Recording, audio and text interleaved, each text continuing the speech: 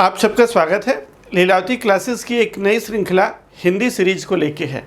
तो जो भी एग्जामिनेशन की पॉइंट ऑफ व्यू से हिंदी विषय का जो भी कवरेज है उसको हमने कवर किया है। बच्चों की डिमांड थी कि हिंदी पर भी पूरा कवर और फोकस रखा जाए, तो उसी को ध्यान में रखते हुए हमने हिंदी व्याकरण की एक श्रृंखला शुरू की है। और उस श्रृंखला का जो पहला भाग है उसको हम अलंकार से स्टार्ट कर रहे हैं। ये श्रृंखला आपको रेगुलर मिलेगी।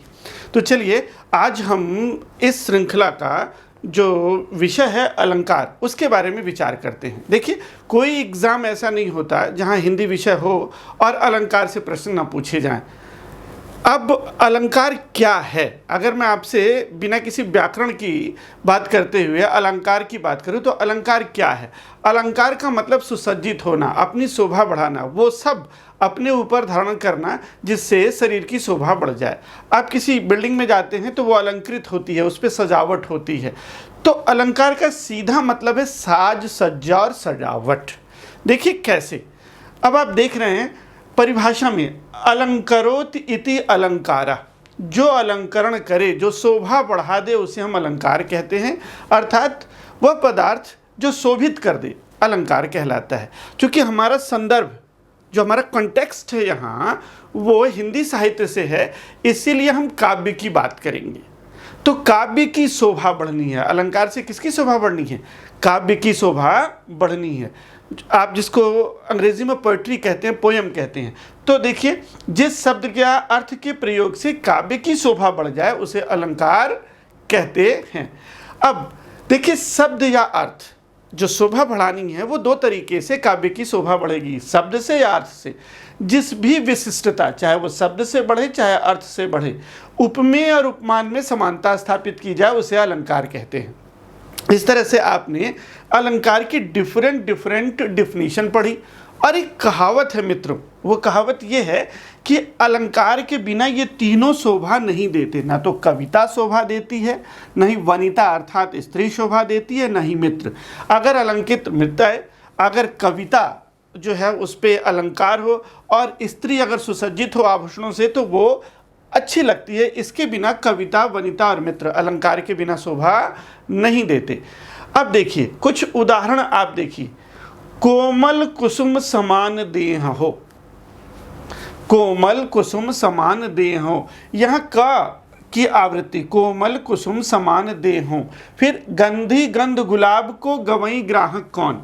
देखिए, ग की आवृत्ति है, इसकी वजह से ये पढ़ने में कितना इसकी शोभा बढ़ गई। गंधी गंध गुलाब को गवई ग्राहक कौन। हरि हरि रूप दियो नारद को। ये देखिए, ये जो चमत्कार है ये अर्थ का है। एक हरि का मतलब बंदर और एक हरि का मतलब विष्णु। तो हरि हरि रूप दियो नारद को। तो यहाँ हमने क्या देखा, यहाँ जो चमत्कार है वो शब्दों से है और यहाँ जो चमत्कार है वो उसके अर्थ से है। तो जो काव्य की शोभा बढ़ती है, जो चमत्कार है, वो या तो शब्द के प्रयोग से या तो अर्थ के प्रयोग से बढ़ेगी। जो काव्य का सौंदर्य, मैंने अभी बताया, जो काव्य का सौंदर्य बढ़ता है या तो वो शब्द के प्रयोग से या तो अर्थ के प्रयोग से। जो शब्द के प्रयोग से काव्य का सौंदर्य बढ़ता है उस अलंकार को शब्दालंकार कहते हैं। काव्य में शब्द के प्रयोग से चमत्कार। देखिए कैसे, चारु चंद्र की चंचल किरणें खेल रही थी जल थल में। आप देखिए च और ल की आवृत्ति, चारु चंद्र की चंचल किरणें खेल रही थी जल थल में। ये जो आप पढ़ रहे हैं और पढ़ने में जो कर्णप्रिय आवाज आ रही है वो शब्दों का चमत्कार है। तो इसे हम शब्दालंकार बोलेंगे। लेकिन इसकी जगह हम पर्यायवाची रख दें, चारु चंद्र की जगह चारु का पर्यायवाची, चंद्र का पर्यायवाची, चंचल का पर्यायवाची, तो इस तरीके से वो चमत्कार उत्पन्न नहीं होगा। अब अर्थ, अगर अर्थ के प्रयोग से चमत्कार उत्पन्न हो रहा है तो हम पर्यायवाची भी रखेंगे तो उसका वही अर्थ निकलेगा। इसका मतलब शब्दालंकार में पर्यायवाची नहीं रख सकते, लेकिन अर्थालंकार में चूंकि वो अर्थ से शोभा आती है इसलिए हम पर्यायवाची रखेंगे भी, तो भी काव्य का सौंदर्य वही का वही बना रहेगा। आए महंत वसंत। देखिए, आए महंत वसंत, महंत वसंत, जैसे वसंत आने पे, वसंत ऋतु में जो भी उल्लास होता है, उसी तरह से महंत के आने पर उल्लास है। आए महंत वसंत, जलता है जीवन पतंगा। देखो, पतंगा सा जीवन जल रहा है, लेकिन जलता है जीवन पतंगा। काव्य का सौंदर्य किससे है? अर्थ के प्रयोग से है। तो काव्य सौंदर्य शब्द के प्रयोग से बढ़ेगा तो शब्दालंकार, और अर्थ के प्रयोग से बढ़ेगा तो अर्थालंकार होगा। शब्दालंकार के 3 भेद होते हैं। मुख्य रूप से हम एग्जाम को फोकस लेके चल रहे हैं, ठीक है ना। तो शब्दालंकार के 3 भेद हमें पढ़ने हैं, अनुप्रास, यमक और श्लेष। अनुप्रास, यमक और श्लेष, 3 भेद। देखिए, इसको आप ऐसे भी कह सकते हैं, कभी कभी एग्जाम में पूछता है इनमें कौन सा शब्दालंकार है या शब्दालंकार नहीं है। तो अ, य, स, अगर हम पहला वर्ण लें अ, य, स, अनुप्रास, यमक और श्लेष शब्दालंकार हैं। तो आप याद कर लीजिएगा, अयस शब्दालंकार है। अब उसके बाद हम चल रहे हैं अनुप्रास, यमक। अनुप्रास अलंकार, आपने देखा ना कि अनुप्रास, यमक और श्लेष ये क्या है? शब्दालंकार है। तो अनुप्रास अलंकार क्या होता है? जब वर्णों की आवृत्ति होती है, वर्णों की आवृत्ति वो एक क्रम में होती है और एक स्वरूप में होती है। वर्णों की आवृत्ति एक क्रम और स्वरूप में होती है, और उसके कारण जो काव्य का सौंदर्य बढ़ता है उसे हम अनुप्रास अलंकार कहते हैं।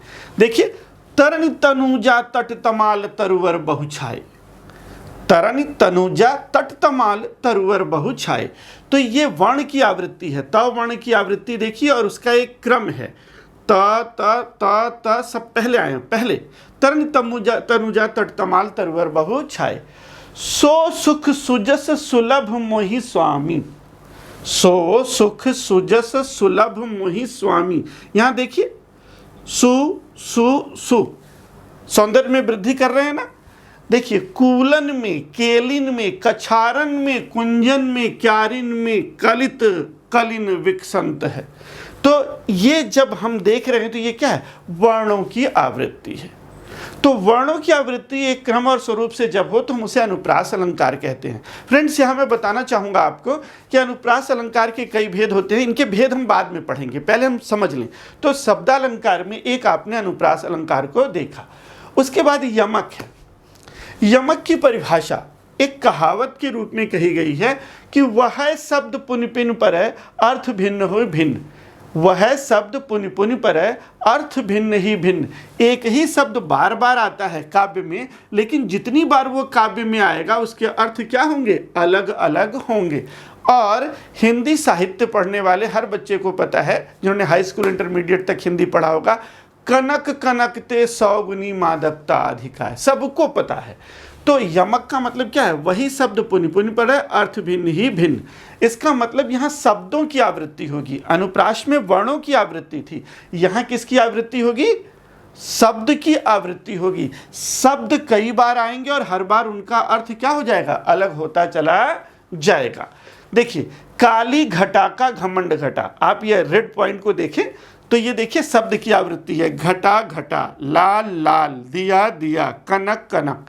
तो काली घटा का घमंड घटा, ये जो घटा घटा है इसमें काली घटा आप देखते हैं ये बादल है, और घमंड घटना ये घटने का, घटने और बढ़ने से है। तो काली घटा का घमंड घटा, इस ये घटा की आवृत्ति हुई है, लेकिन अर्थ क्या है? अलग अलग है। लाल चेहरा नहीं, फिर लाल किसके? अरे भाई, लाल माता पिता का चेहरा अगर लाल हो तो बच्चे का भी चेहरा क्या होता है? लाल। तो लाल चेहरा ये रंग की बात करता है, और ये पुत्र की बात करता है, ये संतति की बात करता है, ये संतान की बात करता है। तो लाल चेहरा नहीं, फिर लाल किसकी? देख रहे हैं ना, ये लाल रंग, और ये क्या है? संतति, संतान की बात करता है। झट गुल कर दिया दिया को दोनों आंखें मीची। गुल कर दिया यहाँ क्रिया है, दीपक को बुझाने की बात है, और यहाँ देखिए झट गुल कर दिया, तो गुल कर दिया ये क्रिया हो गई, और यहाँ क्या है? दिया का मतलब दीपक। तो एक दिया जो है वो क्रिया है, एक दिया जो है वो संज्ञा है। इस तरीके से आप क्या देखते हैं? वह शब्द पुनि पुनि बढ़े, एक ही शब्द बार बार प्रयोग हो रहा है, लेकिन उसका अर्थ क्या है? अलग अलग है। तो इसे हम यमक कहते हैं। फिर है श्लेष अलंकार। देखिए, श्लेष का मतलब श्लेष्मा, अगर विज्ञान पढ़े होंगे तो आप जानते होंगे, श्लेष्मा झिल्ली, चिपचिपा, चिपकाने वाला, श्लेष्मा बोलते हैं। श्लेष का मतलब चिपचिपा पदार्थ जो चिपका लेता है।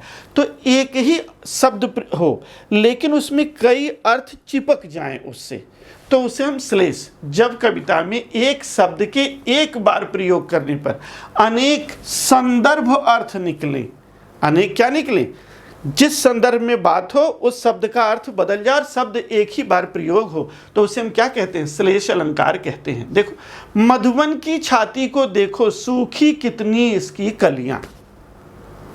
मधुबन की छाती को देखो सूखी कितनी इसकी कलियां।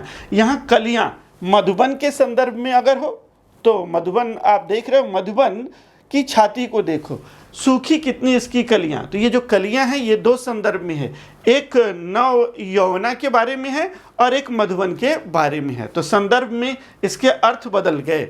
यहाँ मधुबन की छाती, इसका मतलब मधुबन का जो क्षेत्र है ये, और दूसरा सूखी इसकी कितनी कलियां, तो मधुबन की छाती, इसका मतलब नव यौवना।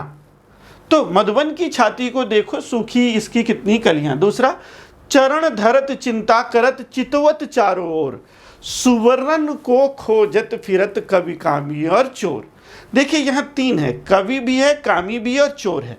अगर हम इस सुवर्ण का संदर्भ अर्थ लगाएं तो कवि के लिए सुंदर वर्ण हो गया, सुवर्ण का मतलब कवि के लिए सुंदर अक्षर हो गया, कामी के लिए सुंदर से सौंदर्य से भरा गौर रंग हो गया, और चोर के लिए इसका अर्थ सोना हो गया। तो कामी के लिए सुंदर वर्ण सुंदर रंग, कवि के लिए सुंदर वर्ण और सुंदर शब्द, और चोर के लिए यह अर्थ क्या होता है, सोना। तो देखिए सुवर्ण में तीन संदर्भ, कवि के संदर्भ में अलग अर्थ, कामी के संदर्भ में अलग अर्थ और चोर के संदर्भ में अलग अर्थ है। तो जब एक शब्द एक बार प्रयोग हो और उसमें कई अर्थ चिपके रहें और संदर्भ के अनुसार अलग अलग अर्थ निकले तो उसे हम क्या बोलते हैं, श्लेष। अब आते हैं अर्थालंकार। अभी तक जो हमने पढ़ा अनुप्रास, यमक और श्लेष ये शब्द अलंकार थे, यहाँ शब्दों के प्रयोग से चमत्कार उत्पन्न हो रहा था। अब अर्थालंकार में अर्थ के चमत्कार से प्रयोग होगा और पर्यायवाची रखने पर भी कविता की सुंदरता में कोई बहुत परिवर्तन नहीं होता। लेकिन अर्थालंकार को समझने के लिए हमें ये चार उपमेय, उपमान, वाचक और धर्म समझना होगा। हम उपमेय, उपमान, वाचक, धर्म समझे बिना अर्थालंकार को नहीं समझ सकते। तो उपमेय क्या है, जिसकी उपमा दी जाए, उपमान जिससे उपमा दी जाए, वाचक जिस शब्द से उपमा दी जाए, और धर्म जिस विशेषता और गुण को लेकर उपमा दी जाए। तो अभी मैं इसको समझाऊंगा, पहले आप जान लें। एग्जाम में अगर पूछा जाए कि जिसकी उपमा दी जाए उसको क्या बोलते हैं, उपमेय, जिससे उपमा दी जाए वो उपमान है, ये हम अभी समझेंगे। देखिए कैसे हम इसको समझते हैं अर्थालंकार को। देखिए, जब भी प्रस्तुत की उपमा अप्रस्तुत से दी जाती है, आप इस उदाहरण को समझिए।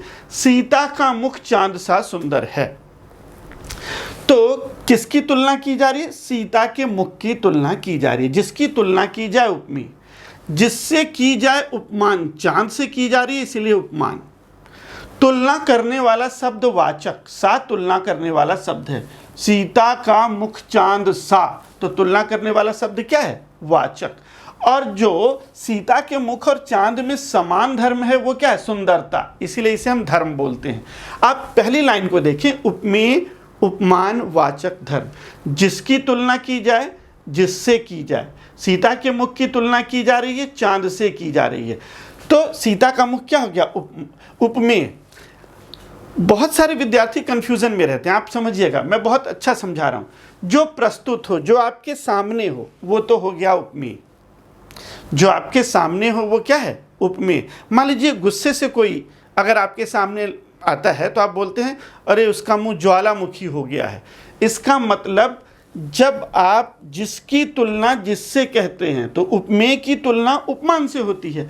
तो प्रस्तुत सामने क्या है, सीता का मुख, और चांद सामने नहीं है, तो जो प्रस्तुत होता है उसे उपमेय कहते हैं। आप एक चीज़ केवल याद रखिएगा, जीवन में कभी भी कंफ्यूजन नहीं होगा। जो आपके सामने प्रस्तुत है उसे हम क्या बोलते हैं, उपमेय। और प्रस्तुत की तुलना ही होती है, उपमेय की तुलना होती है उपमान से। तो देखिए दूसरा उदाहरण, सीता का मुख सूरज सा सुंदर है।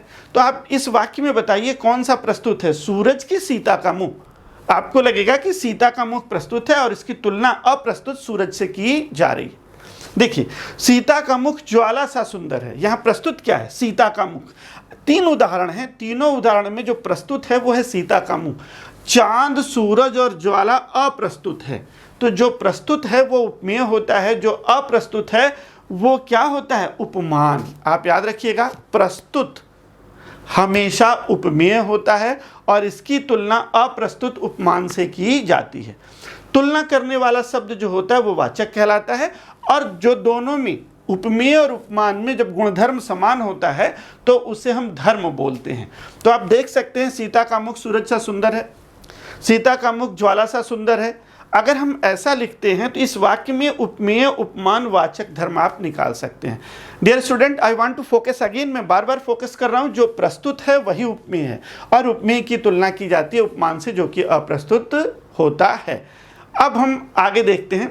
अर्थालंकार के अनेक भेद होते हैं, लेकिन परीक्षा के दृष्टिकोण से हम अतिशयोक्ति, उपमा, रूपक, उत्प्रेक्षा, असंबद्ध अतिशयोक्ति, विरोधाभास, अन्योक्ति इत्यादि का जो है पठन पाठन करेंगे। लेकिन किसी भी एग्जाम में मुख्य रूप से 3 शब्दालंकार, अनुप्रास, यमक और श्लेष, और 3 अर्थालंकार ही पूछे जाते हैं। रूपक पूछा जाता है, उत्प्रेक्षा पूछा जाता है और उपमा पूछी जाती है।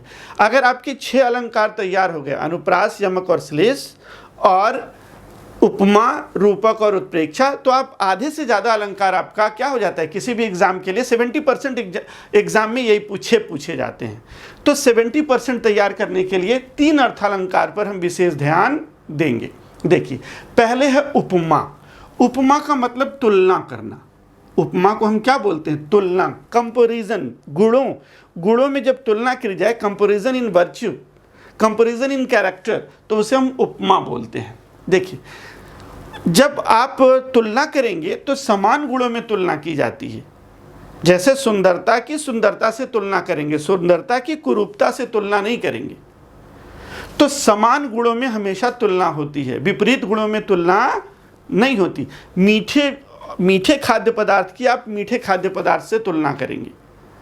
अब आप कोई गुस्से में हो और उसकी तुलना चांद से करें कि वो उसका मुंह जब गुस्से में था तो चांद जैसा था, तो ये विपरीत तुलना है। ऐसी तुलना नहीं हो सकती, क्योंकि कोई व्यक्ति गुस्से में होगा तो उसका मुख या तो सूरज जैसा होगा या तो ज्वाला जैसा होगा। तो समान गुणों में तुलना की जाती है। ध्यान रखिएगा, विपरीत गुणों में तुलना नहीं की जाती है। ठीक, विपरीत गुण क्या होते हैं? जैसे कितना भी गर्म पानी हो, वो आग पे डाला जाए तो वो आग को बुझाएगा, आग को जलाएगा नहीं।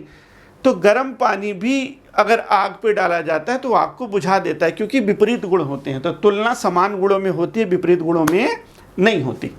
समान विशेषता, गुण, स्वभाव, अवस्था के कारण तुलना की जाती है, तो उसे हम उपमा कहते हैं। उपमा के 4 अंग हैं, आपने देख लिया। सीता का मुख चांद सा सुंदर है, सीता का मुख सूरज सा सुंदर है, सीता का मुख ज्वाला सा सुंदर है। तो उपमेय उपमान वाचक धर्म अब आपके समझ में आ गए हैं। जो वाचक है ना, उनके लिए अनेक शब्द प्रयोग होते हैं। जैसे समान, राम के समान बलशाली, राम के तुल्य बलशाली, कृपा करो गुरुदेव की नाही, हनुमान चालीसा में लिखा है कृपा करो गुरुदेव की नाही। सो, सम, के समान, ज्यों, सा, सी, ये सब क्या है? तुलना करने वाले शब्द हैं जिनको हम वाचक कहते हैं। तो आप वाचक पर ध्यान दीजिएगा। देखिए, जितने सागर सा गंभीर हृदय हो, गिर सा ऊंचा हो जिसका मन, नवल सुंदर श्याम शरीर की, सजल नीरज सी कल कांति थी, वह दीप शिखा सी शांत भाव में लीन, कोमल कुसुम समान दे हो। यहाँ आप देख रहे हैं समान, सी, सा। तो अगर आप वाचक पर ध्यान दें तो आप आसानी से उपमा पहचान सकते हैं। उपमा के भी भेद होते हैं, पूर्ण उपमा, लुप्त उपमा। तो हम इसके भेद बाद में पढ़ेंगे, पहले हम बेसिक तैयारी कर लें। तो ये उपमा, सागर सा गंभीर हृदय हो, देख रहे हैं, गिर सा ऊंचा हो जिसका मन, तो ये उपमा के उदाहरण है जिसमें उपमेय, उपमान, वाचक और धर्म। फिर उसके बाद हम रूपक अलंकार पे आते हैं।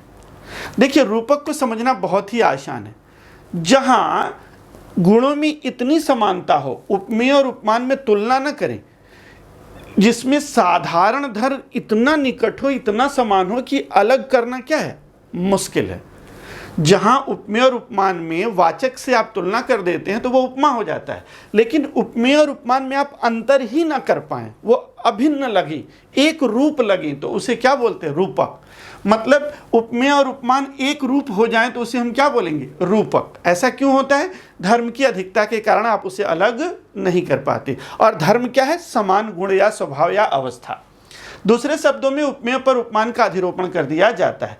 जलता है जीवन पतंगा, अगर मैं बोल दूं जलता है जीवन, देखो जलता है पतंगा सा जीवन, तो उपमेय उपमान हो जाएगा, पतंगा सा जीवन, ठीक है ना।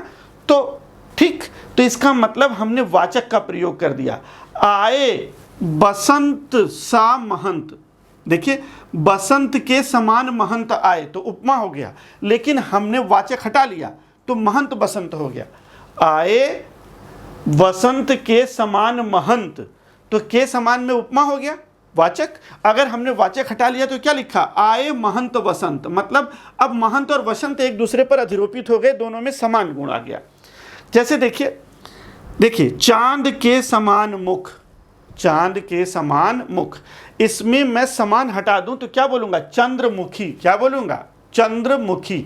इसका मतलब मुख और चांद में इतनी समानता है कि हम तुलना नहीं कर रहे हैं, उस मुख में चांद का अधिरोपण कर रहे हैं। जब किसी के मुख में चांद का अधिरोपण हो जाए तो आप उसे चंद्रमुखी ही तो कहेंगे।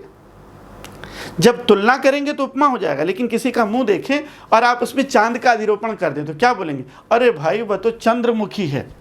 लेकिन कुछ दिनों के बाद फिर वो क्या हो जाती है, सूर्यमुखी, और कुछ दिनों के बाद फिर क्या हो जाती है, ज्वालामुखी, उसके मुख में ज्वाला का अधिरोपण हो जाता है। तो चंद्रमुखी, सूर्यमुखी, ज्वालामुखी, ये देखिए क्या है, इसको हम उपमा भी पढ़ सकते हैं। और जब वाचक हटा दे रहे हैं, तुलना करने वाला शब्द हटा दे रहे हैं और एक दूसरे को गुण के कारण मिला दे रहे हैं, तो वो क्या हो जा रहा है, एक रूप। जैसे चंद्र खिलौना, मैया मैं तो चांद सा खिलौना ली हूं, तो चांद सा खिलौना ये उपमा हो गया, और चंद्र खिलौना क्या हो गया, रूपक। मैया मैं तो चंद्र खिलौना ले हूं, मैया मैं तो चांद सा खिलौना ले हूं, और मैया मैं तो चंद्र खिलौना ले हूं। अब आपके समझ में आ रहा होगा कि एक उपमा है और एक क्या है, रूपक। देन आफ्टर हम बात करते हैं उत्प्रेक्षा की। उत्प्रेक्षा अलंकार, जब उपमेय में उपमान की संभावना, जो प्रस्तुत है उसे क्या बोलते हैं, उपमेय, और जो अप्रस्तुत है उसे क्या बोलते हैं, उपमान। याद रखिए, जो प्रस्तुत, सीता का मुख प्रस्तुत है इसलिए उपमेय हो गया, उपमेय की तुलना उपमान से की जाती है। जो प्रस्तुत है वो उपमेय, जो अप्रस्तुत है जिससे तुलना की जाएगी वो उपमान। तो उपमेय में उपमान की संभावना, उपमेय में उपमान की संभावना, देखिए रूपण नहीं, संभावना प्रदर्शित की जाए तो उसे हम क्या कहते हैं, उत्प्रेक्षा। देखिए अप्रस्तुत को प्रस्तुत मानकर वर्णन किया जाता है। अप्रस्तुत मतलब उपमान, उपमान को प्रस्तुत मानकर वर्णन किया जाता है। इसको ध्यान रखिएगा, जो अप्रस्तुत है, सीता का मुख चांद सा सुंदर है तो चांद अप्रस्तुत है, तो चांद को प्रस्तुत मानकर अगर मुख का वर्णन किया जाए तो उसमें हम क्या बोलेंगे, उत्प्रेक्षा, कि मुख मानो चांद है। देखिए आप यहाँ पे, तो उपमेय और उपमान की संभावना दर्शाने के लिए निम्नलिखित शब्दों का प्रयोग होता है। मन, जनह, मनह, जनुमानो, जानो। आप इसे रट लीजिएगा, मन, जनह, मनह, जनुमानो, जानो। अगर ये सारे शब्द आ जाएं तो ये संभावना प्रकट करते हैं उपमेय में उपमान की। मुख मानो चांद, मुख मानो चांद, तो देखिए उपमान था, चांद को अप्रस्तुत को प्रस्तुत मान लिया, मुख मानो चांद, तो जो चांद अप्रस्तुत था इस वाक्य में क्या हो गया, प्रस्तुत। मुख मानो चांद, मुख मानो सूरज, तो सूरज प्रस्तुत हुआ ना, जो कि सूरज अप्रस्तुत है, लेकिन आप इस वाक्य में क्या बोल रहे हैं, मुख मानो सूरज, तो अप्रस्तुत को आप क्या कर दे रहे हैं, प्रस्तुत। तो उपमेय में उपमान की संभावना हो जा रही है। मुख मानो ज्वाला, अगर मैं लिखूं मुख चांद सा सुंदर, उपमा, चंद्रमुखी रूपक, लेकिन मुख मानो चांद उत्प्रेक्षा। मुख सूर्यमुखी लिख दूं तो रूपक हो जाएगा, लेकिन मुख मानो सूरज तो क्या हो जाएगा, ये क्या हो जाएगा, उत्प्रेक्षा, संभावना की बात हो रही है। और मुख मानो ज्वाला, अगर मैं यही ज्वालामुखी लिख दूं तो ये क्या हो जाएगा, ज्वालामुखी लिख दूं तो ये क्या हो जाएगा, आप रूपक, लेकिन मुख मानो ज्वाला कर दूं तो ये क्या हो जाएगा, उत्प्रेक्षा। इस तरह से बहुत आसान है, जब तुलना किया जाए और वाचक हो उसमें तो हम उसे क्या बोलेंगे, उपमा। वाचक हटा देंगे और समान धर्म की अधिकता के कारण एक रूप कर देंगे तो रूपक, जैसे चंद्र खिलौना, ठीक है ना, खिलौना मानो चांद उत्प्रेक्षा, चंद्र खिलौना रूपक, ठीक। और चांद सा खिलौना, आप बताइए, चांद सा खिलौना, चांद मानो खिलौना मानो चांद, और चंद्र खिलौना। या फिर मुख मानो मुख मानो चांद जैसा, ठीक हो गया, या फिर चंद्रमुखी या मुख चांद सा सुंदर है। अगर आप इनमें से किसी एक को भी याद कर लेंगे और समझ पाएंगे तो ये पूरा अर्थालंकार के 3 कौन कौन सा, उपमा, रूपक और उत्प्रेक्षा, आसानी से समझ में आ जाएंगे। फ्रेंड्स, अब हम उत्प्रेक्षा के उदाहरण देखते हैं। उदाहरण क्या है? उस काल मानो क्रोध के तनु कांपने उसका लगा। उस काल मानो क्रोध के तनु कांपने उसका लगा, मानो हवा के जोर से सोता हुआ सागर जगा। इसका मतलब यहाँ संभावना वाले शब्द है ना, मानो, मनव जनव जनु मानो जानो, तो मानो मिल गया।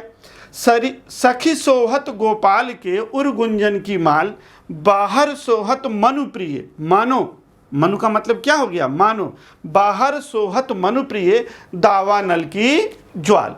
तो अगर हम देखें तो किस तरीके से यहाँ आप आसानी से समझ सकते हैं कि यहाँ मानो, मानो शब्द का प्रयोग है, यहाँ मनु।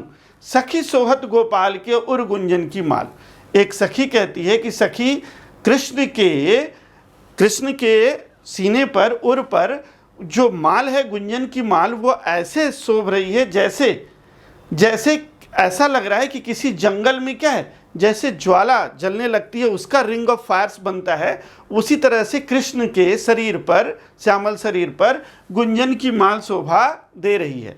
तो सखी सोहत गोपाल के उर गुंजन की माल, बाहर सोहत मनु प्रिय, मानो प्रिय, दावानल की ज्वाल, मानो हवा के जोर से सोता हुआ सागर चला। आप देख रहे हैं ना, तो इस तरीके से ये क्या है, उत्प्रेक्षा।